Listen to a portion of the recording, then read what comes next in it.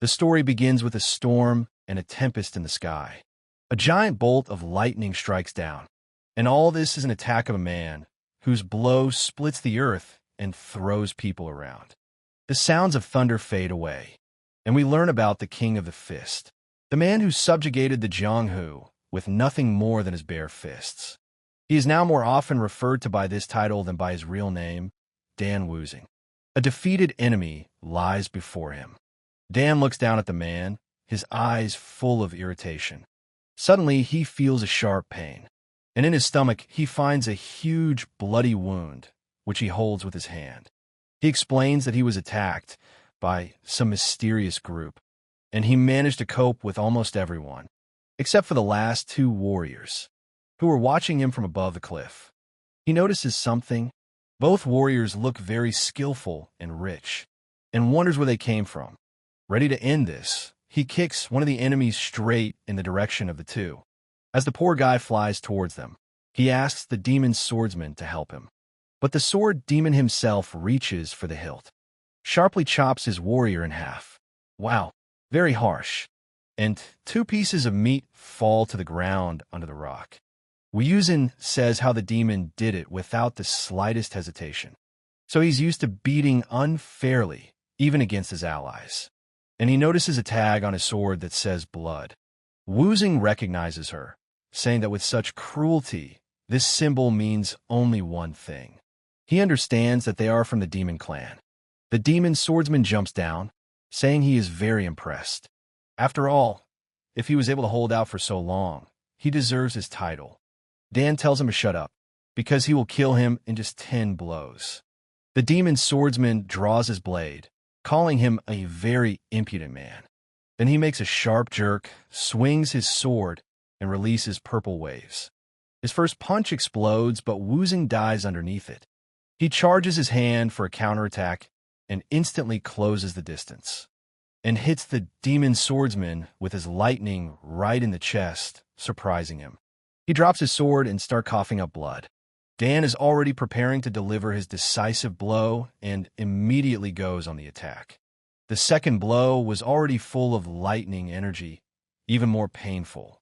The next line was a barrage of blows from 6 pieces. He notices something odd. His punches are missing vital points. It's already the 9th punch in a row. But he says it's like someone is holding him back. We see a purple thread of energy around his hand. Another person pulls on her. But Wuzing doesn't understand when he managed to make him his doll. In the moment of his distraction, the demon swordsman grabs his blade, and with all his might, he pierces Dan in the chest with a katana. He begins to cough up blood, clutching the blade in his chest. The demon swordsman smiles and declares that the reign of the Fist King ends here. But instead his eyes fill with surprise. When the purple threads of the aura are broken by Dan's brute force, that's how strong he is. The demon clenches his teeth and tries to cover himself with his hand. Striking straight towards the demon swordsman, it causes a massive explosion. When the dust settles, the demon swordsman remains almost unharmed, only a scratch on his cheek, and starts laughing with relief, saying that Wuzhen is a real monster in battle. All around we see the chaos that one king of fists managed to create, who is struck down by loss of blood. The demon is angry at his ally and says that he could have easily died, after which he starts poking Wuzing in the head, saying that if he dies, let him do it somewhere else, but gets an unexpected uppercut. He thought Dan was dead, and Wuzhen says that this was already his 10th blow. The guy next to him starts laughing, and the demon swordsman blushes with shame. Dan's eyes close. Wuzhen says that his strength is waning, so this is the end for him. But he regrets a little that he didn't finish off the demon with the last blow. He is killed by the demon clan, and we see a giant blue bolt of lightning strike the courtyard. We are transported to an estate on Mount Jiahua. There's a woman standing by the bed and saying it was just awful. Wuzing slowly opens his eyes. He is confused when she asks if everything is okay. Dan doesn't understand where he is and is surprised that he was cured. He looks around and sees some beautiful walls and a jug with a flower, and also carpets or paper on the table. Dan sits up on the bed, and at first his eyes darken, but he comes to his senses, and then he notices that he has no wounds. The girl next to him offers him water. Woo-Yuzhen agrees, but wonders why she calls him first young master. While drinking tea, he notices a mirror out of the corner of his eye, but he doesn't recognize his own face. Pale, thin, and with that long hair. He spits out the drink in a fountain and a rainbow, and then he tries to rip his face off, thinking it's a mask. But upon closer inspection, he doesn't find a seam on the neck, which means it's not a mask. As he continues to torture, the girl sees this. And running away, he says that he will soon return with a doctor. Dan even slaps himself, and then again, not understanding what is happening here. The girl at the door notices that he is extremely strange today. In the room, Woo-Yuzhen thinks that it couldn't have been done by demons. They would have simply captured Jianghu. But he wonders whose face this is. What kind of person is this? He realizes he has to get up and sort this out, and he notices the king on the table. Dan gets up slowly, can't take even 2 steps. He says his body doesn't obey him, as if he were a little deer. He manages to reach the chair and grab the book Yona Trading Group. He says he's heard the name before. This is a large trading group near Mount Jihua, and although he is far from the merchants, their name is familiar to him. And the recipient of the letters is the owner of his body. The owner of this body is Li Jin-young's eldest son. All the letters are addressed to him. Some are about a request to borrow money. Others call for gambling. There is even one from some woman asking for intimacy. Dana is furious about what he learned from the letters. Woo-Yuzhen says that the owner of the body is an alcoholic or some other marginal. And this event is not witchcraft or a mask, and he does not feel anything strange in this body. Dan comes to the conclusion that he was somehow reborn as him. He sighs and admits that he's gone crazy. Suddenly, someone bursts into the room and calls him, and he quickly runs into the room, and then he stops, striking a funny pose. It's Gunsun Myung, his personal physician. Woo-Yuzhen winces, wondering what kind of freak this is. Gunsun says that he was informed about the strange things, and he was worried to the point of insanity. He starts to measure the pulse, but Woo-Yuzhen pulls away, saying there's no need to worry. Gunsun is happy about this, and says that he has prepared his favorite dinner for him. They bring chicken soup, which is great for strengthening the body. So, said the crazy doctor. But Woo-Yuzhen calls him a bastard, because for a healthy person it is useful, but for such a weak and sick person it is poison. He must have checked his pulse, because he was alarmed by his good condition. Dan finds out that Gongsun is acting like a snake. He says that with a good appetite, Woo-Yuzhen will be able to participate in the Dragon and Phoenix fighting tournament. Woo-Sung asks how many years this competition has been going on. Gong-Song replies that it has been going on for about 200. Dan agrees and asks to leave the soup, but he has no appetite. He pushes Gong-Sun away, saying that he wants to sleep. Closing the door, he sighs, noting that if the 200th Dragon Phoenix competition is approaching, then not much time has passed since the death, which is for the best. After all, the demon faction is still alive too, and he can kill them. And this snake-like doctor, there are many who deserve death. And this time Dan convinces them that they don't have to worry. Now he'll try to kill them all with just one blow. The scene moves forward a bit, and some of the maids are surprised. Their master, who usually ate only porridge, is now insanely hungry and trains regularly. He throws open the door, and we see that in front of us is a half-naked Dan, who is all wet and tired. He asks if the girl has prepared breakfast for him. Then he runs up to the table, gets dressed, and orders that from that day on only simple breakfast be prepared. All the servants of the house notice that the master now looks much healthier. Then his doctor knocks on the door, and Dan heads off to have breakfast. The maids look at each other, seeing that he is displeased, and do not know whether to let the doctor in. Dan orders to let him in, and maid quickly fulfills this request. The guy notices how arrogant the doctor is, that he came to him again to kill him. The doctor smiles and politely addresses the gentleman. This only irritates him. It is unclear why he is trying to please. He grins and says he wants to catch that rat. Dan asks what this doctor wants, and he shudders in confusion. He justifies himself by saying that he came because he was lonely. He hadn't heard a word about him for a long time. The doctor then notices how great Dan looks and says that his treatment was pointless. Dan asks what he means, and then he asks if he means trying to poison the dragon phoenix with soup. Gong-sun is surprised and says that there is a misunderstanding. This is a nutritious tonic food, and Dan replies that he thought it was poison. Gong-sun is worried and reminds that he is his personal doctor, and if he is not welcome here, he will leave. As he was leaving, Dan called out to him. He came without an invitation. Now he leaves without permission. Does he even understand who's boss here? The doctor is simply in shock. He feels that his collapse is near. Dan laughs and says he's joking. Gong-sun laughs nervously in response. The guy orders to bring writing materials. He needs to write a letter. Dan says that now he will dictate and let Gong-sun write. He declares that due to a serious illness, he will remain in the villa for a long time, as his life stubbornly continues. He wants advice on what to do next. Hong-sun freezes, and Dan asks why he doesn't write. Gong-sun smirks and asks what's going on. And then the sticks fly past him, and Dan orders him to speak. The sticks pierce the wall behind his neck. The doctor feels his neck bleeding, and Dan declares that he is no longer the Lee Jin-young he remembers. Gong-sun panics and asks what this means. Dan finally calmed down a little and began to explain. For ordinary people, soup is a healing tonic, and for a weak patient like him, it is definitely poison. And as a doctor, he knows this for sure. He asks if the doctor really thought he would be worried for now.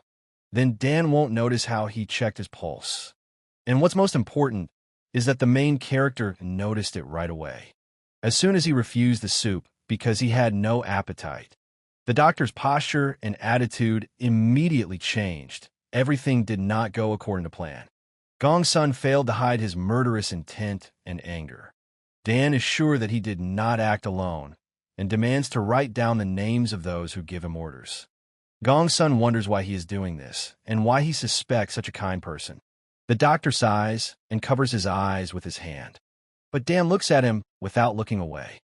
Gong-sun immediately stops pretending and says that he didn't expect a conscience from such a vile person as Jin-young. The doctor says he was just trying to send him off to the next world with dignity and calls himself a fool. Gong-sun looks back at the maids and thinks that he will need to kill them too. At this point, the doctor pulls out a hidden needle. Suddenly, Dan strikes his skull with his brush. He starts spitting blood, and Dan orders him not to do anything stupid. You just have to listen when Jin-young speaks to him. Dan notices that his arm hurts. Because the body is too weak, it needs to recover its strength quickly. Once it gets stronger, it doesn't matter if the entire Yonga faction is against him. They won't be able to stand up to him. Returning to the group, he will thoroughly investigate Gong-sun's case. He feels a sharp pain and falls to the table. Dan doesn't understand where the headache came from. He hears someone calling. He begins to have visions, first the doctor. Then he sees their meeting shortly before, and realizes that these are the memories of the previous owner of Jin-young's body, pouring into his consciousness. Tears stream down his face as he says he now understands everything. The drops don't fall on the floor, but into the pond. It reflects the home of Lee Jin-young, the eldest son of a wealthy family. And as the eldest son of a merchant family, he was not as smart as the second brother, not as strong as the third. He was just an unsuccessful son. He didn't have enough of everything. Jin-young tried to compensate for his shortcomings with money, but as a result he became mired in a depraved life and stupid pleasures. When he realized his mistakes and looked back, it was too late to change anything. He was sent to this villa because, if memory serves, the main family didn't care about this place. The problem was that he was reborn without anyone else's memories. But now he can fully concentrate on martial arts. Dan doesn't believe that such a magnificent body was wasted. With his knowledge, he will quickly reach a high level. He notices something else. And looking at all my money, I realized that there is nothing he cannot buy for his health. He looks at Gong-sun's corpse and says that he needs to be buried. The scene changes to a beautiful mountain landscape with cherry blossoms in full bloom. The seasons change one after another. Autumn is coming, and in the estate the maids are sweeping up the fallen leaves. Then winter covers the entire palace with snow. And then spring comes. A whole year has passed. Someone is walking in the yard. A man enters the gate and sees the servant girls, and says he has a letter for the young master. It is one of the guards of the Yona trading group named Mok Insip. The maid reports that the young master is training over there in the yard. Insop looks at him in shock. The gentleman was seen meditating, and now Mok doesn't believe that this is the same owner he remembers. The scene changes to the narration from the main character's point of view. He explains that a couple of seasons have passed. During this period, his energy core manifested, and he engraved into this body all the martial arts necessary for survival. This is the art of enlightened mobility, the enlightened art of the body. Rapid step technique. Also an art that allows one to control lightning, the 10-phase art of white lightning. It is currently in phase 4. Everything has been going smoothly so far. Now he is meditating, but suddenly pushes off the ground, leans on hands in flight, and kicks the falling leaf, which at first appears to be completely intact, and then falls apart into 4 parts. But this is not enough for him. He says that there is not enough speed and strength for his level. Insop calls out to him.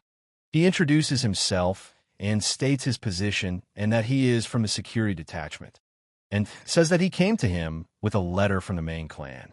Dan orders the letter to be delivered.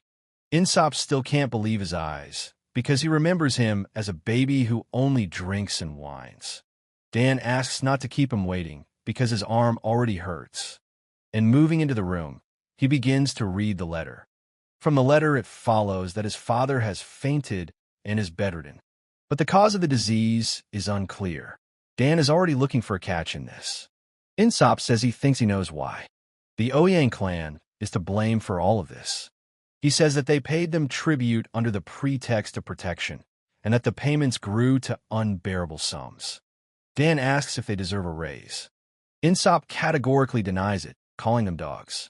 Even when the lesser deity sect tried to impose savage trade taxes, the Ouyang clan claimed that they would only meet with the Yonga clan chief for serious matters, but they never did anything.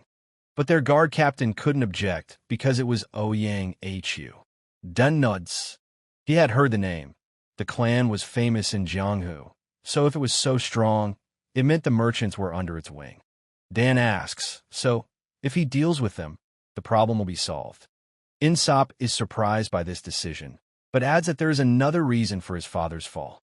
There was a sword fight between his 2 brothers, and after his father saw their fight, he became ill. Dan wonders if this happened out of anger. Insop confirms that this is exactly what happened. Dan can't believe they fought in front of their father, and with swords at that. Insop tries to calm him down, but Dan waves it off. He can't just sit and watch all this. He tells you to keep the letter for yourself, stands up and looks down at Insop, and then he says that he will go and solve this problem himself. Then the scene switches. Insop tells the guards that the gentleman has changed. He says that Jin Young has become a real martial artist and has acquired a great body. The others look at each other, and then they burst into laughter, not understanding how one can speak about this talentless loser in exactly this way. They joke that he must have become a bed wrestling champion, and one of them adds that he is now a legendary sheet warrior. Insapu is advised that if he is going to joke, then he should do it more skillfully. For example, that the vice captain has a mistress would be more believable. And at that moment a man appears behind them and asks if the young gentleman has finally regained his health. We are introduced to Vice Captain Han Yip. He had already taken hold of that same red-haired joker with his hand and punished him. Han Yip says Dan has always had excellent physical abilities and asks Insop when he will return. Insop throws up his hands. He doesn't know. But then someone shouts that he is already here. Insop points in that direction. The guards say it's time to greet him, but one of them refuses to get up for the slacker. Han Yip reminds them who pays their salaries and silences the dissatisfied one. Approaching the main building, Dan looks around and whispers that this is madness. Yanga Trading Group actually has the means to do this. Jin Young wasn't just born into wealth. He had a silver spoon in his mouth. He orders 2 maids to take him to his father and for them to rest. While walking, he thinks and doesn't understand some things at all. Why doesn't anyone meet him? Suddenly, he hears many steps, turns around, and hears a voice. Many guards take up their swords, and they run to him for a ceremonial meeting of their master. Seeing the guards greet him with delight for his safe return, Dan is happy. Hanyep greets him with a bow among the many fighters. He says that the gentleman has become almost unrecognizable, but is glad to see him healthy. Another guard wonders if this hurts Vice Captain Hanyep's pride, because Dan was always violent, looked down on others, and behaved like a bad person. And he even beat the vice captain, but he still treated him with politeness and respect. And now they'll make fun of him again. Dan folds his arms, and he notices that such a reception is not a bad meeting for the old hooligan, and thanks everyone. The guards were amazed. For the first time in a long time, he thanked them himself. They start to talk while the captain leads the main character to his father. How could such an idiot become so grateful? Insip says that they have now seen for themselves the changes in Jin Young. Red says that he has simply become a different person. At this time, the vice captain takes the main character to his father. Then Hanyep looks at him and breaks into a warm smile. Now Jin Young is like their ally, not their enemy. They enter the palace, and only by the shadow can you see who is in Jin Young's body. Already inside the building, Hanyep says he informed his father of his visit, but at that very moment someone comes after them. I couldn't believe my eyes. He puts his hand on Dan's shoulder and calls GG a lazy gene. In front of us is his younger brother Ji Young, the 3rd son of the Yona Trading Group. Dan is silent, and Jia Yun, looking at his face, says that he is a completely different person. Even finally managed to look angry and fierce. Has he grown up or something? He squeezes his shoulder. Hanyep notes that he will probably be beaten again, just like during previous family gatherings. To prevent a conflict, the captain takes the hand of the main character's brother and enters into a conversation, saying that they haven't seen each other for a long time, so they're glad to meet. Jia Yun slaps him in the face, asking who gave him permission to touch him, and Dan watches this in shock. Ja says he can barely cope with that worthless, talentless gene, and now the captain will behave the same way? No way.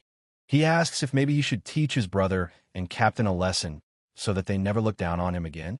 Suddenly Dan runs his hand over his cheek and calls out to his brother, and then spanks him so hard that he spits blood and falls back, stunned. Hanyep is speechless. Jia Yun is furious and asks what he is doing. Dan replies that he was glad on the way here and was looking forward to meeting him, and squeezes his shoulder just like he does, maybe even harder. Jia Yun screams at the top of her lungs, calling him a crazy bastard. Dan smiles and says that such a title doesn't suit him. Jia Young should call him Big Brother. In another section of the estate, some time later, a man walking down the corridor notices guards talking loudly near his father's room. This man is the 2nd son in the family and the head of the group's security, named Li Wai-young. Wai-young inquires about the cause of the commotion, and Hanyep explains to him that there was a conflict between the brothers. The guy realized that the reason for the disagreement was Jia Yun, who was bothering his older brother again. Wa screams why no one intervened, given Jin's older brother's fragile state.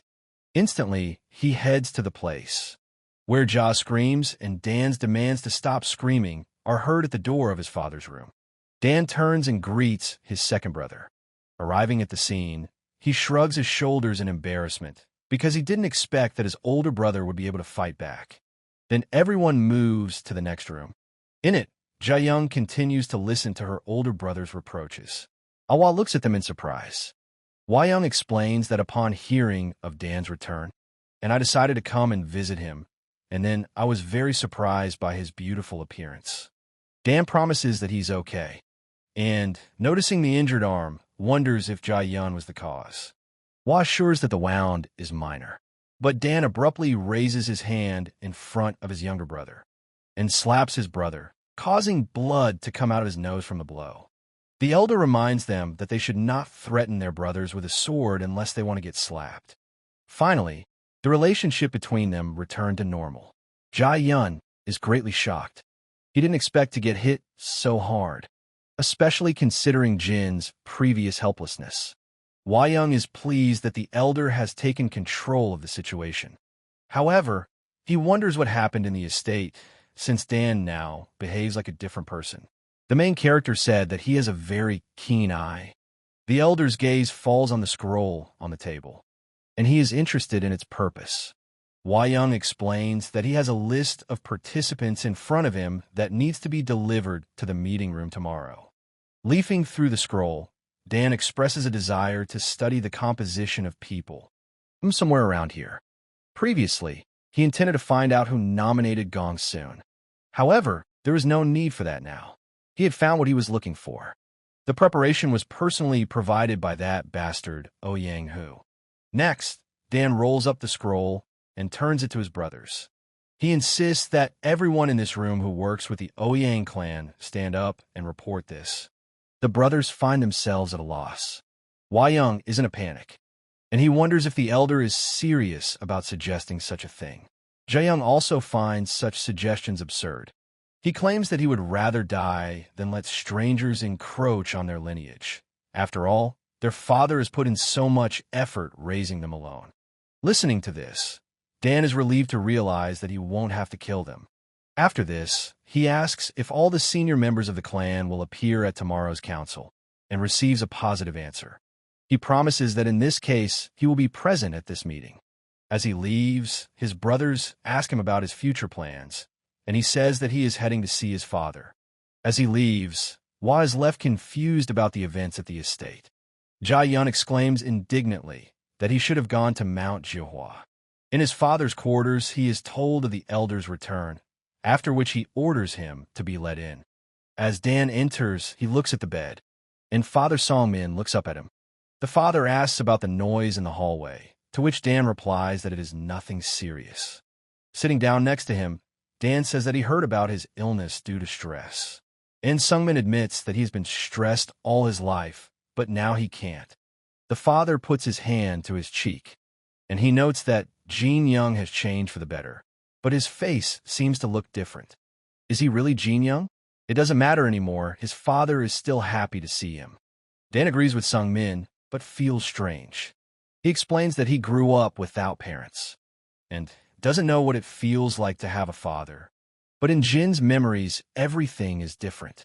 He remembers his father as a strong, great, and very important man. And although the memories continue to love him despite the trials, now something has changed. For some reason, now he seems very small to him. To calm his father, Dan promises to eliminate the sources of his anxiety. He takes on this task so that Sungmin can finally live a stress-free life. The father clarifies, what does it mean to eliminate? And Dan, with a grim smile, asks him not to worry about anything. What makes Sungmin anxious? The next day, all those gathered take their places at the council. The Oh-yang clan's military master, Oh Yang-hoo, that same bastard, appears at the door of the hall. The people accompanying him exchange glances, hearing about the presence of his eldest son, Lee Jin-young. All those present are amazed by the return of the elder and turn their attention to him. Oh Yang-hoo starts to chuckle, suggesting that Dan is worried about his influence in the clan and the group. A little later, the second son declares that if there are no objections, he will move on to the main question. Oh Yang-hoo raises his hand and expresses his willingness to speak. According to his information, after the return of the young master of Jin, no one is guarding him, and he suggests appointing a guard. Several people present questioned whether who had overstepped his bounds, since Yanga already had enough of his henchmen. Suddenly, there was the sound of a glass falling and being broken by a toothpick, and who justified himself by saying that his hand trembled. He quickly apologizes to those around him. Oh Yang-hoo asks if anyone has anything to say against it. The guards fall silent. Yuzidi peers into the hall, waiting for a reaction, and apparently no one will object. However, Dan does not let him finish his words. Dan states that he has a complaint, comes forward and says he has a proposal. He points his finger at the mustachioed man and suggests that Ouyang who be removed from his position as head of security. The situation is heating up. The allies don't believe it, and Hu's henchmen laugh, considering what was said to be a terrible joke. Ouyang who laughs right in Gigi's face, wondering if Jin Young is serious about firing him. He notes that the boy was bedridden and asks if the elder has any say at all. Dan grins in response, asking if he really thinks so. He then pulls his hand back and delivers a powerful blow to Ouyang Hu. The impact causes a powerful explosion, scattering debris in all directions. When the smoke and dust clear, Ouyang Hu remains dumbfounded, and Dan reminds him that he forgot about the true owner of power because of his petty influence. Nevertheless, power over the Yanga trading group passed into the hands of Dan. A couple of hours before the meeting, Young asks if MC is really going to fire Hu, warning that he is out of their league. Dan stops and asks Hua, does he know what happens to someone who underestimates a warrior from Jianghu? Anyone who makes such a suggestion is devoured. He tells him to look at the state of their group, and he says that right now they are devouring her. Look who is walking the streets. Yun agrees and is surprised at how the Ouyang clan has grown to such a large size. Dan calms him down. His older brother will take care of this. He will sort everything out himself. Back to the present, Young is seriously nervous.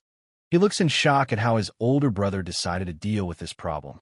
Whose soldiers draw their swords and shout at Jin as they stand near the site of the attack. Hu is stunned, wondering what the MC wants and whether he has gone crazy. Hanyop wonders if they are thirsting for death as they draw their blades against the first young master. The boys are preparing for a brutal battle between the red fighters and the blue traders. Dan notices that Hanyop is right, and that Ouyang is really too daring. He gets angry and asks what they are doing, taking out weapons against their master. He mutters that they really do wish for themselves to die, but since he feels sorry for Hu, he will consider compensation. To which Hu asks, what is he sorry for? Dan says that for ruining his plans for a quiet old age and retirement. After all, it was Hu who sent Gong's son to kill him, started a fight between brothers, which eventually led to the father's illness. If he had only inclined one of his sons, then he could take over the entire clan without lifting a finger. Hu laughs, calling it pure delusion. Dan takes a step forward and says that everything went wrong when Gong's son, who was called to kill him, fell at his hand. It was then that fate determined who was worthy of living. Hu asks if he was serious about killing Gong's son. Dan assures that there are no problems. One blow, and he was sent to another world. He adds that if someone wants to devour a trading group, they should have worked harder because now they will demand compensation for damages. Hu, in a rage, begins to prepare his attack. Dan smiles because his enemy was caught red-handed, and Hu jumps up and shouts that Jin clearly has a dying wish. Dan clenches his fist and meets Hu's palm, causing a shockwave throughout the room. Hu's soldiers barely manage to stay on their feet. Hu was amazed by the energy of lightning and the fact that the loser was proficient in martial arts. Hu steps aside, barely able to stay on his feet. His men are also shocked by his skill. How was he able to block that blow? Dan asks if it is okay to beat someone who has barely recovered from an illness. He immediately adds that he doesn't mind if it is an official fight. Hu pounces on him, calling him a cheeky little chicken who has just learned to fly. But he shouts that the Ouyang clan demands a duel, and with Dan's consent it will be held. Hu smiles and asks if that's enough. Dan raises his hands and says no. It must be a duel to the death. That's what Dan decides. Hu notes that he seems to have gone to a reputable school. In such a short time, his skills have become impressive. But there is one thing. He still lacks experience, and Hu will make him feel it now. Dan easily dodges the attack, leaving Hu confused. Dan begins to charge his fist and declares that he doesn't need anyone to explain the experience to him. He punches Hu right in the stomach, creating a shockwave, and sending him high into the air. He spits blood and is amazed at his strength. Dan says he will now show the difference in experience. As he takes off, He closes the distance using the enlightened art of movement. He flies face to face and raises his hand to strike, Wichu manages to parry, but his body still moved a couple of meters from the force of the blow. They regain their balance and exchange blows, moving around the room. But Hu is always on the defensive. Every blow is difficult for him. He notices that he is not fighting a newbie, but with an experienced martial artist. He grips the blade, purple flames flare up around him, and he whispers, "No, it can't be." His men are excitedly awaiting the fatal blow that will kill Jean, and Hu declares that he will not lose. His art is the three-form sword. Hu calls Dan just a talentless person he can't lose to. Dan uses a quick step and instantly closes the distance. Hu doesn't understand when he managed to get close, and Dan is already waving his fist, saying goodbye to this bastard. He hits him in the chin with a brutal uppercut. It was a huge blow, Hu even flew out through the roof. Everyone, including my brother, another brother, and even the sick father looks at the hole in the ceiling, amazed by the sight. Even the attending physician asks, "What's going on here?" Sungmin folds his arms and says that apparently his son has mastered martial arts. And in the end, the martial artist was defeated by the first young master. Back to the fight, Hu falls to the ground in front of Dan. He looks at him, and blood slowly flows from Hu's mouth. His men run to him and call for a leader. They pick him up and blame Jean. Then they raise their heads to Dan, and he asks if they want to die too. Hu no longer shows signs of life. One of the people says that they recognize the honesty of Jin's victory in the duel. But if the Ouyang clan continues to demand retribution through duels, they won't be able to dodge, and they'll most likely lose. Dan replies that he did not expect to live without hatred. If he is given Dorbo, he will respond in kind, but if there is evil and hatred, you should not expect anything else from him. And the responsibility for this will be his alone, not the Yonga trading group. Wayang says it's too dangerous.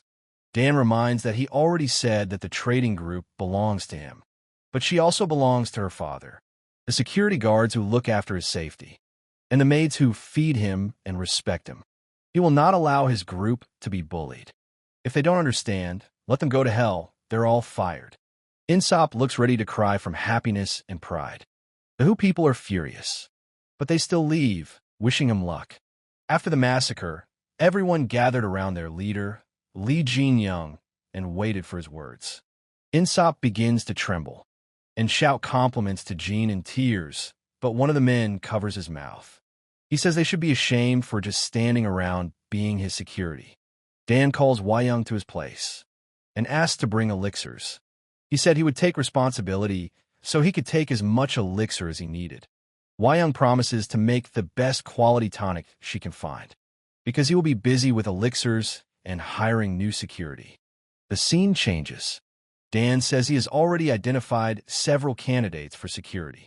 Suddenly, we see a man asking if they are sure it was Li Jinyoung. The scene changes, and we go back a few days. On that very first day of Li Jinyoung's work at Yonghua Trading Group. Then Dan notices something and asks Han Yup if he has eaten at all. He replies that no, he's been working since dawn. Poor worker.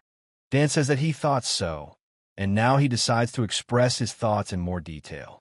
He lowers his gaze and sees Hu's people laughing and chewing in the yard. He is irritated that some people do not have time to eat because of work, while others are lazy during working hours. They must think they can live off other people's money, and he's going to clean them all out. He's breaking down the fence out of rage. But there is a more important problem. Pieces of the fence are falling down. He needs to find those who will take their places in security. But suddenly an idea comes to him, and he realizes one thing. He realizes that here they are all, inside this building. Inside there is a casino, a place where many people gamble for money. And here they are. And it's also very smoky here.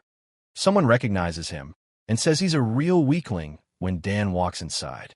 But they still know that it is the same Jin Young from the Yona trading group. He looks back. People around joke that they thought he died since they didn't see him, but they are sure that he will generously squander all the money here. He heads to the private room.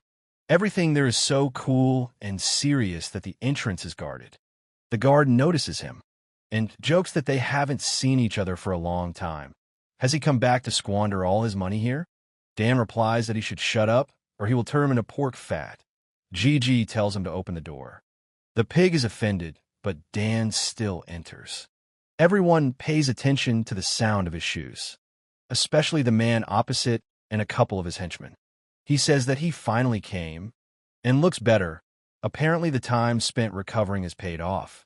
This is the poisonous fox Cho Myung-ho, the guy with the scar on his face. He has two bald twin bodyguards, Yuk Jin-bo and Yuk Myung-bo. Myung-ho says that since it's been a long time since they've seen each other, the bald twins should be greeted properly.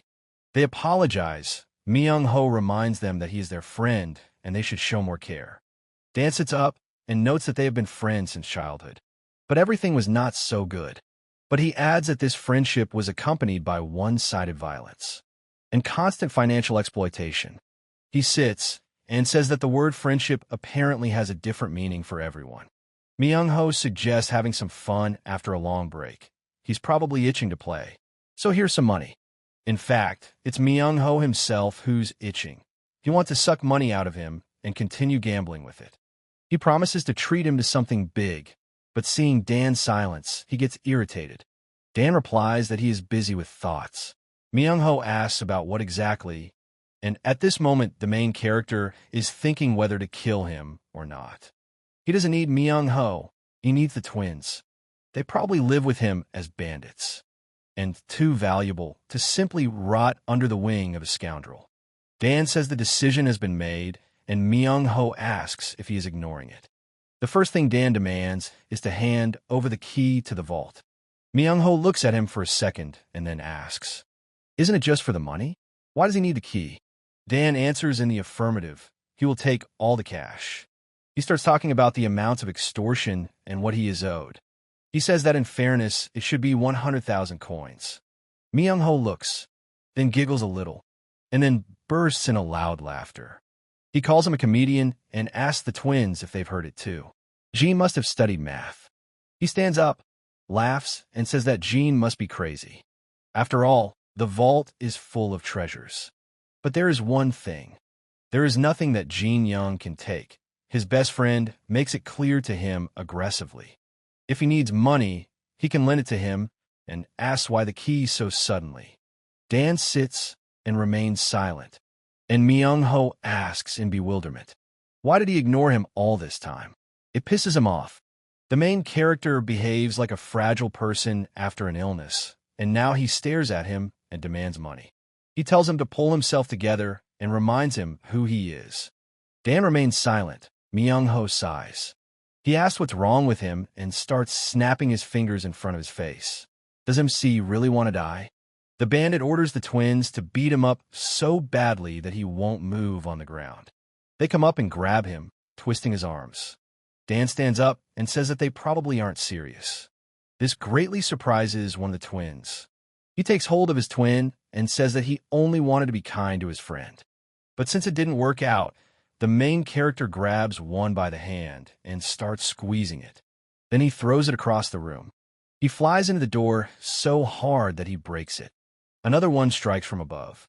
But Dan easily dodged, leaning on the floor with his hands, and hits the stupid bald monster in the legs. This blow shatters the bone in his leg. I hope he doesn't become crippled. He grinds his teeth in pain and falls flat on the ground. Dan looks at the twins and notices that it is quite an amazing picture.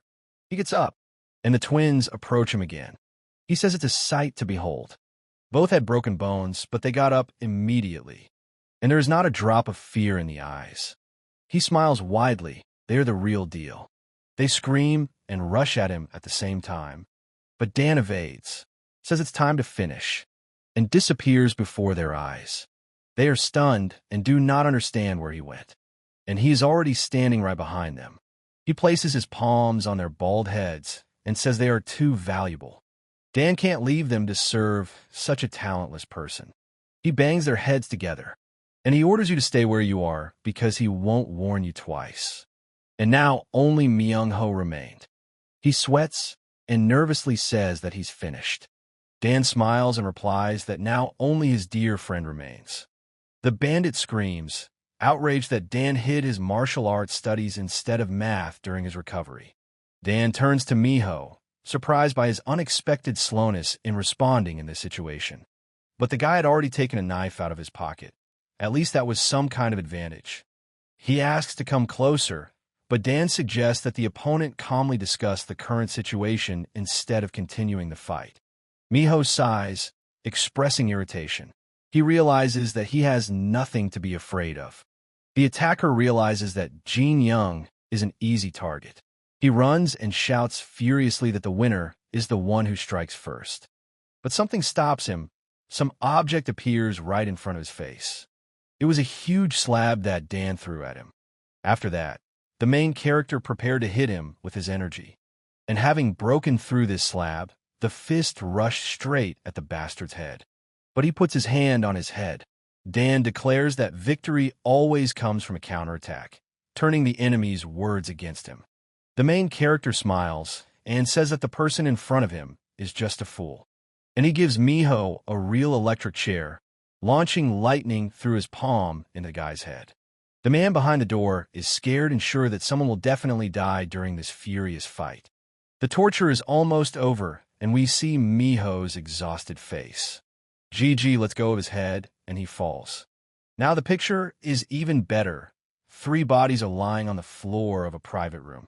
Dan sits up and tells him to come to his senses. But Miho is still shaking and coughing. He tries to get up and starts laughing and coughing. Miho responds. He calmly asks Jin Young what he really wants. The stunned boy wonders what exactly Jin was doing during his recovery, looking at his incredible strength. Perhaps he devoted his recovery period to covert training instead of resting?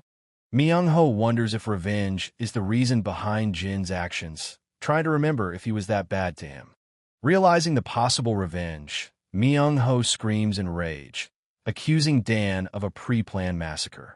A frightened Myung-ho, addressing Dan as a friend, offers anything instead of the keys, just to calm the man down.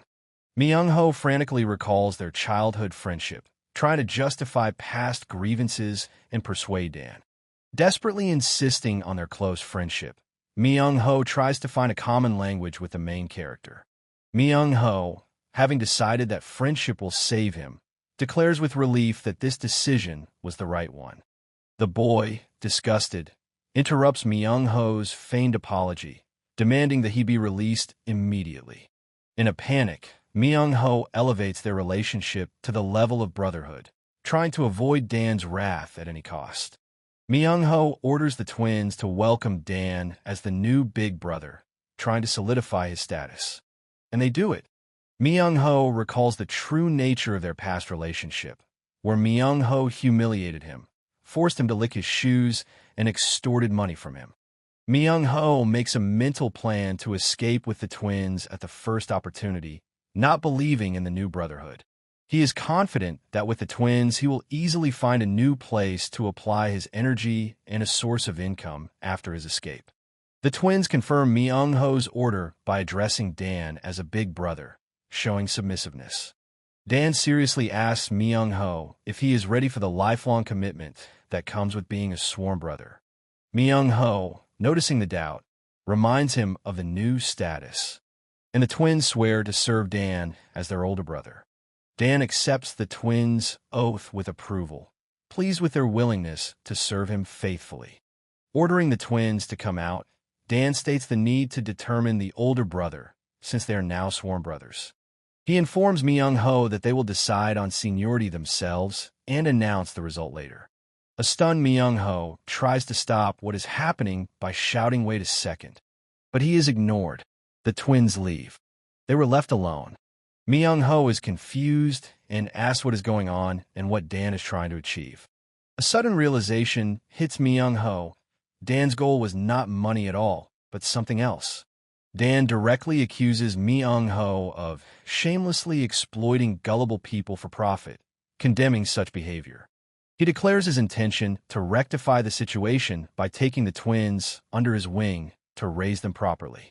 Taking a deep breath, Myung-ho, in desperation, suggests that Dan just take the money and end it.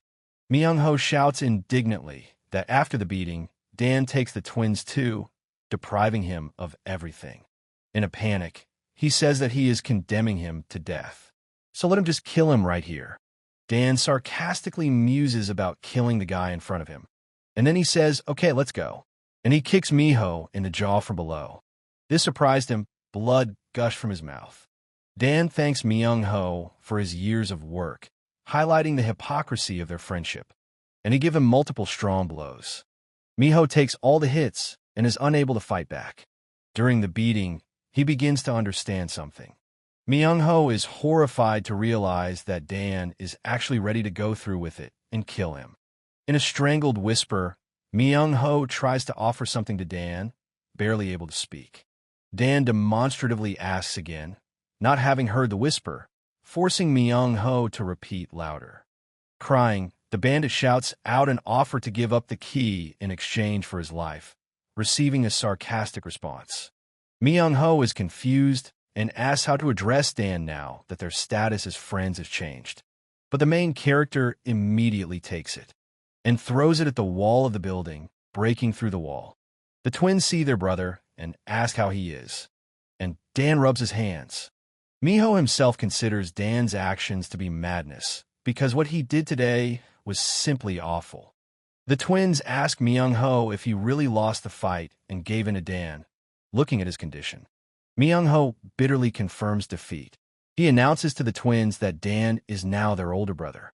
Myung-ho feels unbearable humiliation, ready to burst into tears after the defeat.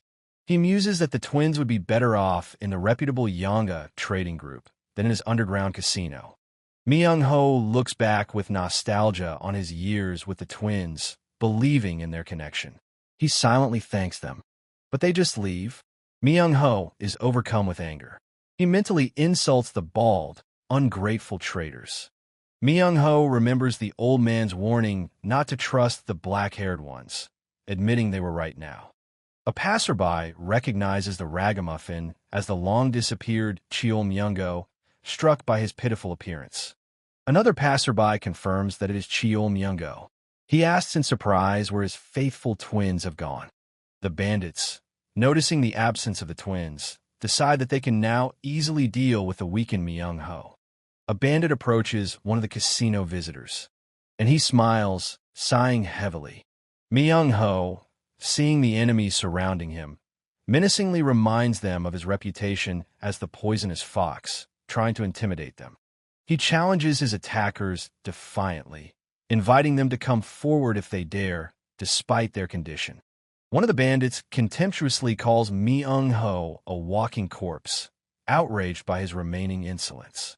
Someone from the crowd shouts in order to kill Myung-ho, giving the signal to begin the brutal reprisal against him. Myung-ho realizes that this attack could indeed be fatal for him and curses his fate. He mentally addresses Dan, blaming him for his death and calling him the last traitor. And suddenly a big explosion after the impact scatters all the bastards around the room. Myung-ho sees his savior. Dan stands and notes the meanness of the bandits, attacking Myung-ho only now when he is helpless and alone.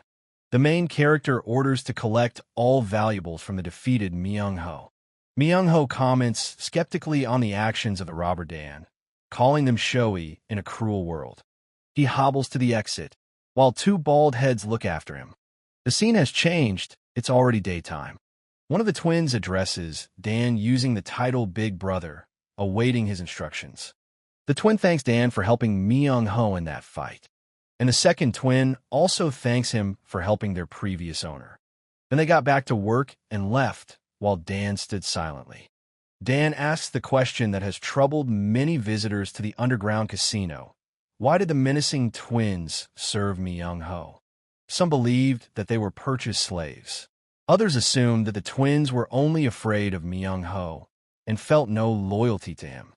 The narrator admits that he himself adhered to one of these common opinions. However, the truth turned out to be different. Neither slavery nor fear explained the twins' devotion. Dan smiles and thinks that it is difficult for him to understand this even in his second life. He accepts the difficulty of recognizing others' intentions, especially in the story of the twins and their owner. At this time, someone is standing behind the door and looking at them. He is in shock and cannot believe his eyes. He looks at the guy in front of him and can't understand. Is this really Lee Jin-young?